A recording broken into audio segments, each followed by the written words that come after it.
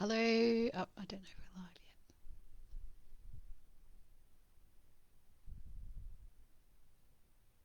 Sometimes a bit hard to tell.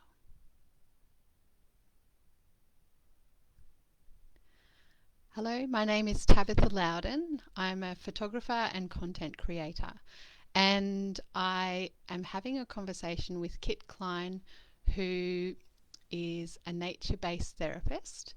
And I'd like to introduce her and find out some more information from her about how to use nature in order to improve your well-being, especially during stressful times like being in isolation. Welcome. Thank you, Tabitha. Thanks for having me on your show.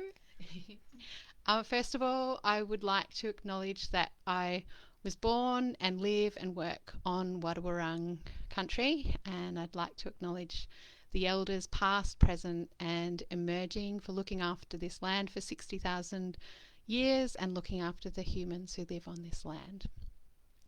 So, first of all, I'd like to find out if you can just give a little bit of explanation, please, Kit, about some of the different areas of your expertise, because I know you've worked in quite a few different areas. Yeah, definitely. So Tabitha, my background is working in social work for the last 20 years, mainly in mental health and addictions. So working with people who have substance misuse problems connected with mental health. And I've worked in different settings like detox and rehabilitation, community health counselling, Aboriginal health. And I've kind of explored different modalities in relation to working with people. So my education background is in Indigenous studies. I'm doing a Masters of Social Work at the moment and a grad cert in mental health and have different studies in AOD and welfare studies. So and holistic healing. I'm also a Reiki practitioner and like to work with flower essences and different healing modalities as well as clinical. Okay. I've always watched you from sort of the outskirts, but I've always been amazed at the amount of different things that you are able to get done, as well as being a parent of four children. It's amazing. Yeah. I'm wondering if you can give a little bit of background as to how you became aware of the healing power of nature, whether there's a story from your childhood where you really connected with nature and realized how helpful it is to healing, or something that happened in your adulthood. Yeah, absolutely. Look, I'm Canadian. I'm Indigenous Canadian, so I kind of have that connection to country. And I was brought up in Vancouver. We had a forest pretty much outside our backyard. So we were always out in nature. We were always playing from early morning until the sun went down. We knew to come home for dinner. So we used to make tree houses. In winter, we used to skate on ponds and take our ice skates out and make mud cakes and, find lots of different insects and frogs. And we had raccoons in our backyard. Mm-hmm. So as a child, I always grew up with nature around me. Yeah. We also went to over the border. We had a holiday house in America. Every summer, we used to go out crabbing and swimming in water, and I learned how to swim in the ocean. Yeah. So always had that initial nature connection. But I moved to Australia when I was 10 with my mother. I was raised by a single mum, four kids, and I was kind of taken away without knowing I was coming to Australia. And that was quite a big shock for me. And nature allowed me to connect to where I was and make anywhere where I am in nature home. Mm. So I guess that established my innate connection to the natural world. Yeah. And And that, was that through your mum? Was she the facilitator of that? no, I just found nature came to me. Mm. And it was always something that spoke to me, and I always had that intimate connection with it, whether it was a spider on my bedroom wall that I would kind of observe. And from a very young age, I started to observe nature and I started to learn from those observations. And from those observations, I started to learn about myself. Mm-hmm. And I felt that when you connect to the natural world and connect to animals and different life, whether it's plant life or animal life, that you start to develop an inner reflection and awareness of who you are and your connection to that ecosystem that you live in. Mm. And so, what are some of the things that you've been able to learn in your own times in nature, but also in some of your studies that you bring to help people now who are going through difficult areas of their life? Yeah, and I guess what I've learned, I did a degree in Aboriginal studies and I also did a master's in Aboriginal studies. And from what I knew from my own connection to my Indigenous ancestry, but also through my studies with Aboriginal teachers, is that innate connection to nature that humans have. And I guess in my studies and my work practice, especially working in mental health and working with people with trauma, is that I really found that when you work with people and use nature as a metaphor to understand emotion, people get it. Whereas if you use other words like English words and clinical diagnosis, people don't connect with that. So using nature, like I'll give you an example. Someone's feeling something's happened to them. They might have gone through some family violence. There might be some turmoil in their lives and they're feeling disconnected. They're feeling uplifted and uprooted and they don't know where they are and they're not grounded. They're experiencing lots of different uncomfortable emotions. So I liken that to a tree and that's going through a storm. Yeah. And that storms come but they're not permanent and that they passed. And the things that are going to hold a tree through a storm is its roots. And that if we have strong roots and we have strong identity, and we can find our inner strengths, that's going to get us through hard times in life. Yeah, beautiful. We've had a period of isolation, and you've obviously been in a home with your 4 children, and they're all dealing with isolation too. And I think it's people only just starting to come to the realization about how hard this has all been for children as well as adults. What are some of the things that you've been able to bring to your children's lives from nature to help them get through this time? Yeah, you're right. Tabitha, it's been a really difficult time, I think, for both children and for parents. Trying to get through this work from home, trying to get through remote learning. And it's like you're used to going to a classroom, but you've got your friends and you've got your social connections there and you've got routine. So it's like at school, it's like the bell goes, you have your class, you move to another one. It's very hard to replicate that routine for a full day in your home environment, especially when you're trying to work or study from home. So I guess what I've been trying to do is learn from nature. And it's like, well, what would nature do? How does nature respond to chaos? And it's pretty much unorganized chaos, but it works. So you have to go with gut instincts, you've got to go with feelings, you've got to be fluid, you've got to throw ideas out there, but not be stuck on ideas. So what we've been doing is trying to do a little bit of learning, but also let's have fun, let's be creative. What can you learn in the classroom that we could actually bring out outside or to be creative? So we've been doing lots of different activities. We got some Posca pens from the art shop. We got some river stones and river rocks. And we've been doing some rock art. We've been getting some sticks and decorating them as well. So making medicine sticks. Okay. And just kind of doing fun things. I've even given like my phone to the kids to go outside and take photos. Or we just go out and sit in the front yard. And it's like you just let them be. And it's amazing. They'll automatically get down on their hands and knees down near the flower beds and they'll look for insects. So they're actually looking and observing life that they wouldn't normally look at. They normally would just walk past and don't interact or engage with that. One question that comes to mind is I'm wondering about the times that you've spent in nature and if you've spent any prolonged times either with other people or just on your own that you've found have been really helpful in understanding yourself or even the human condition. Absolutely.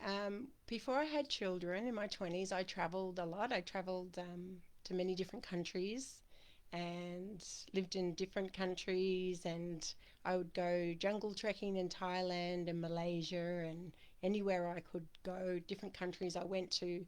was about learning about culture, Mhm. and it was always about going out to the natural world.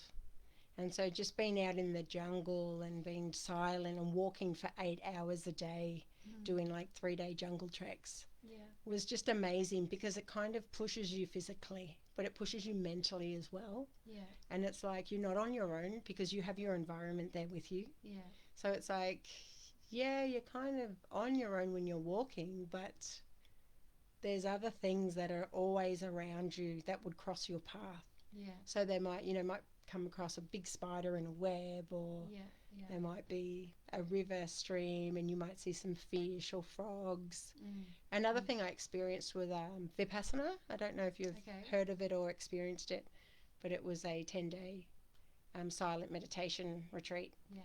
And even though there's other people around, you're not allowed to look at anyone. Yeah. You're not allowed to read books, take music. You're pretty much just you. Mhm. What I did and what got me through those 10 days, because on the fourth day you think you're going crazy Yeah. and you do start talking to yourself. You start trying to work out what is going on and why am I here. Yeah. But if you can push through that fourth day, what I did is I went out and I sat on the grass. Yeah. And the most amazing experience, actually, just makes me teary thinking about it because it was so profound, is that I saw nature for what it was and how it interacted, I guess, with other elements. So I'll give you an example. There was like a little daisy, Mhm. and it would open and close every time the cloud went over the sun. Yeah. And if I hadn't have been in this mindful moment of a silent retreat, Yeah. I wouldn't have had the opportunity to sit on the grass and become so focused on something so minute Yeah. Yeah. and small Yeah. that still sticks in my head today. And I'm always trying to recapture that moment when I'm in nature. What can I observe and what can I see? Yeah. That's so, it's just, yeah, you don't realize that flowers open and close Yeah. according to the sun, but something so little, Yeah. it wasn't big. And looking at different life that's in small blades of grass, that there's life all around us and we're not alone. And I Yeah. think Yeah. going back to isolation, and people through isolation are disconnected from friends at school, we're disconnected from our workplace, we're disconnected from being able to visit Mhm. family and friends, Yeah. and we do feel alone. Yeah. But we've got to remember that we're not alone. Like Yeah. there's Yeah. so much life in nature Yeah. that's alive. And it seems like it's a different perspective on the spaciousness of it and how big you are. Like when you're just in yourself and you're interacting with other people, you are filled with you. Whereas when you get out into the enormity of nature, sometimes the problems that you thought were so big become smaller. And then the timing too. Today I did a bit of gardening to connect with earth, and it just made me think about the different timing. Like when you're growing vegetables to eat, everything takes so long and everything's so slow. Whereas in the life, most of the lives that we're living at the moment, everything's so fast, and you want a quick fix to everything. You want satisfaction right now, and sometimes that can make you really anxious. But when you look at the different timing of nature, it makes me feel like sometimes if you just slow down, that can help anxiety levels and that sort of thing. Yeah, it's so true. It's absolutely true, Tabitha, what you're saying. And that I think a lot of today's stressors and anxieties and depression is that we're trying to keep up with a world that's created by man made devices. Yeah. And we're not man made, we're actually nature. We're made of the same elements that nature is made out of. Mm. And so we need to pretty much live at nature's pace. Mm. We need to slow down. We need to reconnect. We need to not rush everything. And when you do realize that you're only a small part of something much bigger, you kind of get to drop that ego and importance Yeah. of what you're doing in life, Yeah. and that we're just coexisting with other things. So, how do we help children who, at the moment, doing all their studying through screens, and there's a lot of screen addiction, which is quite different from when we were growing up, and there's a I find a real resistance to because of isolation, often really stuck inside the house, not even wanting to go out and shop because our whole mindset around safety and what's comfortable has changed. So, what would you suggest to help children spend more time off their screen? How do you help them realize the beauty of nature and what can be gained from spending time in nature? Yeah, absolutely. And I think just taking the screen off them doesn't work because it creates more discomfort and, you know, you becoming detached from something that gives you comfort because you're not at school. Yeah. So it's kind of like an alternative. And I think what I try and do with my children is say, well, let's use the device and bring the device out to nature. Let's do some videos outside. Let's take some photos. Let's be creative with the device if you can, Yeah. and take it outside, do some nature photography, take some video footage. Yeah. What can you find? Make your own little kind of home videos of what you're exploring in your front yard or your backyard. Yeah.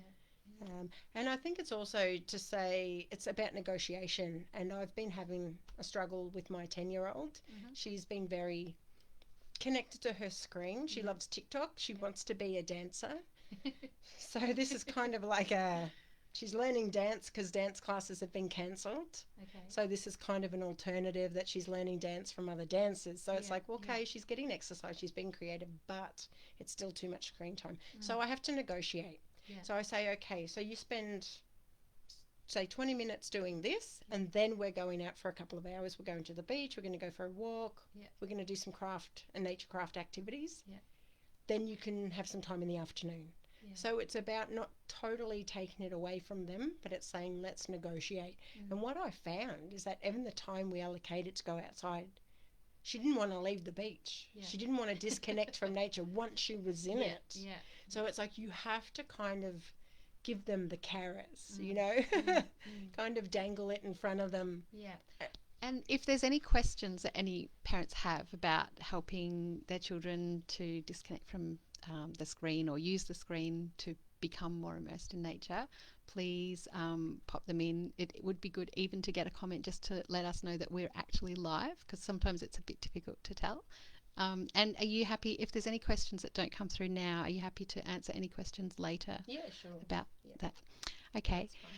I'd love to hear, perhaps we've spent quite a bit of time on children and how to get them into nature. What are some of the things that you found in your support of adults in difficult times? How can adults use nature, especially for adults that perhaps haven't been immersed in nature as much as a child? What are some of the things that you can suggest for people that are not used to being in nature? Yeah, that's an important point that you've brought up, that not everyone has been brought up in nature or connected to nature. Some people have been raised in the suburbs or in cities or apartments, or never had the opportunity because their parents mightn't have been out to going out to nature except for like your school camps and doing things like that. So I think it's, if you have children, you can use your children as a facilitator to prompt to go out to nature, like take them to the beach. I love just going to the beach and sitting on the sand, not necessarily getting into the water, but then I just let the children play. It keeps them busy, keeps them interactive. They can go out and swim or they can play in the sand, but it also brings me back to my inner child. As a parent, I get to play in the sand and I get to kind of touch the sand and kind of be creative and do things I wouldn't normally do on my own. So it's like I re-engage because the kids are engaging in nature. The other thing I would suggest is that you don't always have to go to nature to reconnect to nature or to connect to nature. You can bring nature into your home. So I've noticed you've got a beautiful plant over there. Indoor plants is a great way. Go to Bunnings, get some indoor plants. Peace lilies are great to have in the home. It's a little small cactus.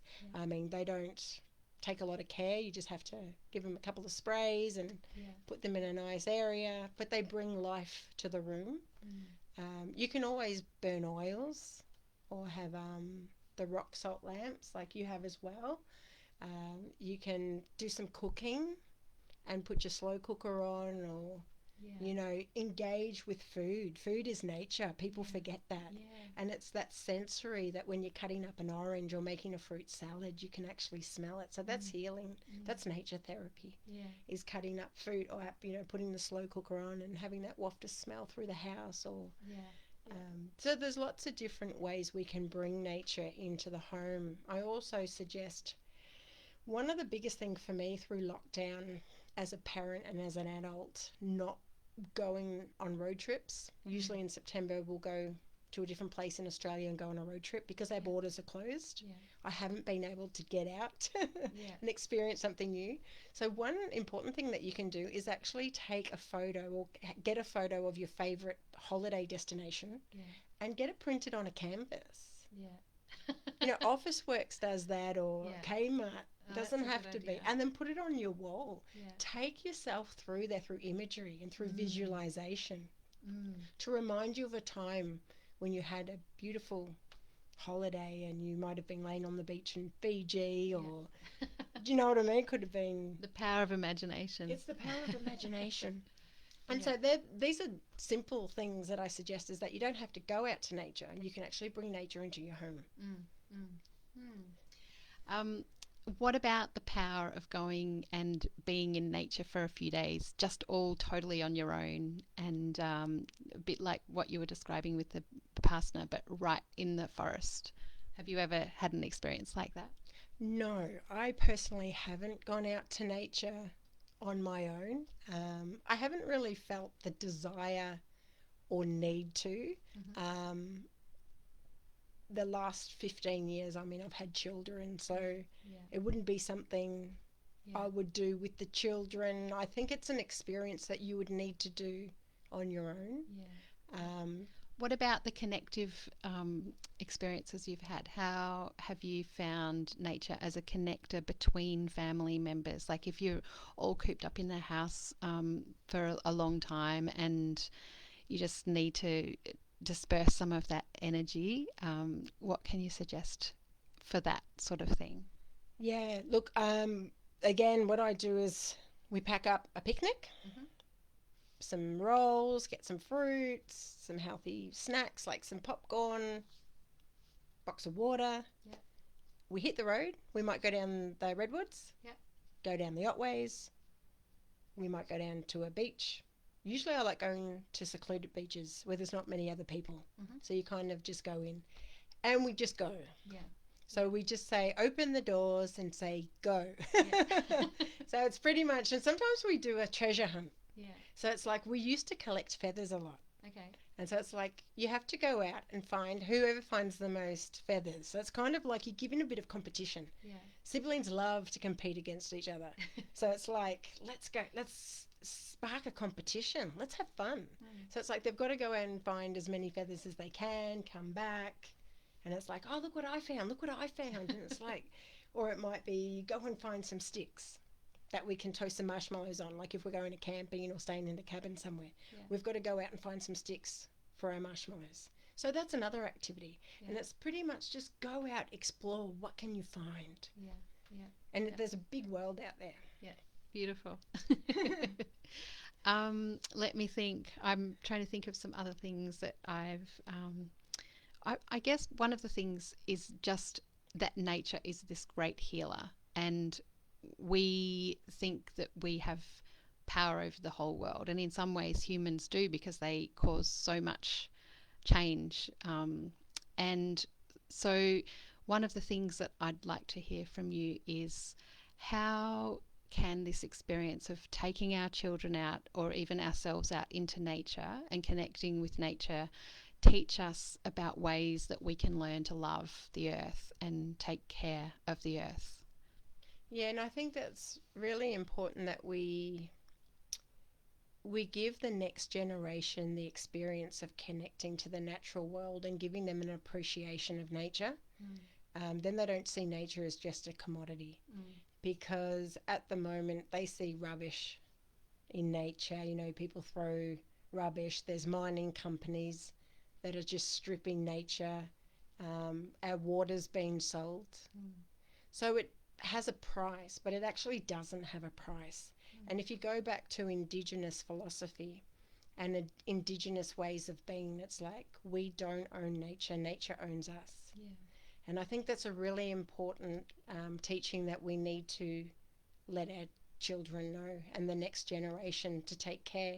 And I think it's also really important to support that learning, because they're the next generation. They're the next politicians. They're the next teachers. They're the next lawyers. So they're going to be making decisions, important decisions about the future of the planet, whether they're aware of it or whether they're not. And I think by what we buy, what we support through our dollar, whether we buy local, whether we buy ethical, whether we find out where our products come from, you're pretty much voting with your dollar, and you're protecting the earth through your dollar. So it's about, why do we buy this? We buy organic food. We get our organic food box delivered to us from a local farmer. We buy organic meat when we eat meat. And so it's like, it's locally produced, it's ethical, where does it come from? And it's about educating our children about why we choose to do this so that they can do it. Renewable energy. I mean, we're on an island where we're full of wind and sun and you know, we should be 100% renewable energy. Wind power, solar power, wave power. There's why are we not going that way? We all know why we're not going that way. People have different agendas. But I think, the more we connect people to nature, the more we connect our children to nature, the more appreciation children have to the natural world, the better choices they're going to make to protect nature. One of the questions I'd like to ask just as we finish up, because we are almost at half an hour, is can you leave us with a very simple activity or exercise that people can do just when they're feeling disconnected from themselves or their lives and are just struggling to come back to that sense of really who they are in their own contentment and happiness? One of the things that I've produced and that I use in my teachings is a nature journal. It's very simple. 3 questions, and this is what I encourage everyone to do. You don't need a nature journal. You just have to remember these questions. Sit in nature for about 5 to 10 minutes. Connect to your senses: smell, taste, touch, hearing. What can I see? What can I taste? What can I touch? What can I hear? And really ground yourself. And then pick a spot and look at it. So what can I see? What am I observing? What is it teaching me? And how can I apply that teaching to my life? It's a really simple exercise, but nature is a teacher. And when I do therapy, Tabitha, I say, I'm not the therapist. The nature is the therapist. I'm the facilitator. Can you give a little bit of explanation about the course that you're running? So I run a Diploma of Nature-Based Therapy course. It runs for 12 months and we cover 8 modules. The modules are like holistic health, getting an understanding of what health is, Indigenous philosophy is covered, nature-based mindfulness, nature journaling, creative arts, and we cover nature-based diet, so looking at nutrition and self-care. So these are all the modalities that are covered. So it runs for 12 months. You can do it either face-to-face. Our next one's in December. It was supposed to start this month, but because of COVID and restrictions, we've pushed it forward to December. Distance education can happen. We're accredited in 27 different countries. So where I post out the modules to people and they can do it in their backyard. They can do it at home.